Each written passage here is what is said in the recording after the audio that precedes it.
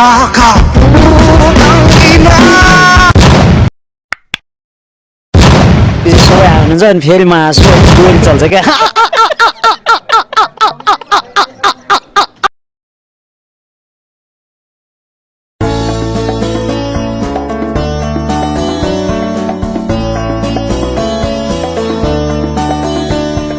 May tatlong bibe akong nakita, mataba, mapayat mga bibe, ngunit ang may pakpak sa likod ay isa.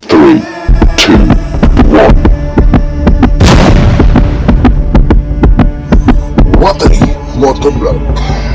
Bawat isa mahalaga. Hello mga kawatari, kamusta? Magandang umaga, magandang gabi, magandang hapon at magandang lalaki at babae sa inyo. Ngayong araw, bale may nakita akong murang mabibilhan ng mga refrigerator, washing machine, bisikleta. Nandito to sa location ng Maynila. Ngayon, ito yung ating part 2 ng aking pagbablog. Habang minomotor ko ang Maynila is try natin tingnan kung tuturo ko sa inyo kung saan parte. Sabi sa akin ay nasa south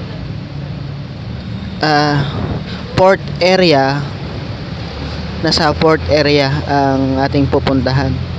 Tara, let's go. Guys, kung nagmumura, sorry.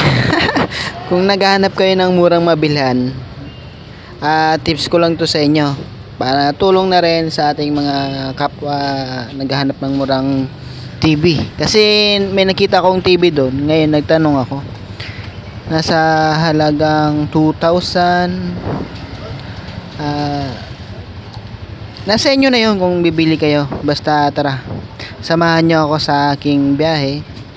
Bali, ang trip ko talaga ay maghanap ng mga murang paayusan, murang bilihan, at the same time bumabiyahe tayo sa pagbablog. By the way guys, shout out nga pala sa ating mga bagong subscribers. Thank you for supporting and watching, like and subscribes.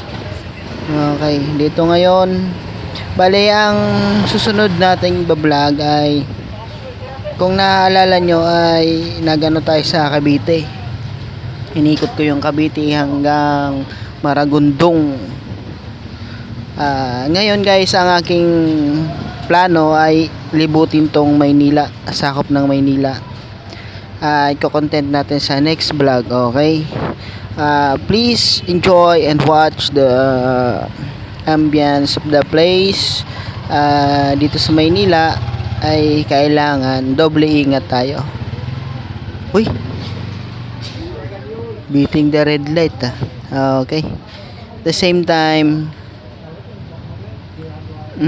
dito sa Maynila kailangan natin ng sipag at tiyaga. Oh, another one. Okay. Okay, nandito na tayo for today's vlog. Samahan nyo na ako. Let's go. Okay. By the way guys, nasa Rojas Boulevard pala tayo. My first impression is ang ganda ng kalsada dito sa Maynila. Okay, may madadaanan tayo ditong parang circle. Okay. Okay, dito na yung way papasok sa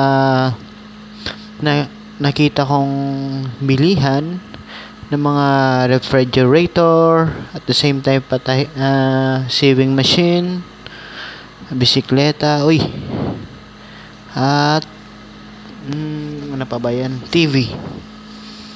Okay guys, try nating bisitahin dito. Kung magawi kayo dito guys, try nyo.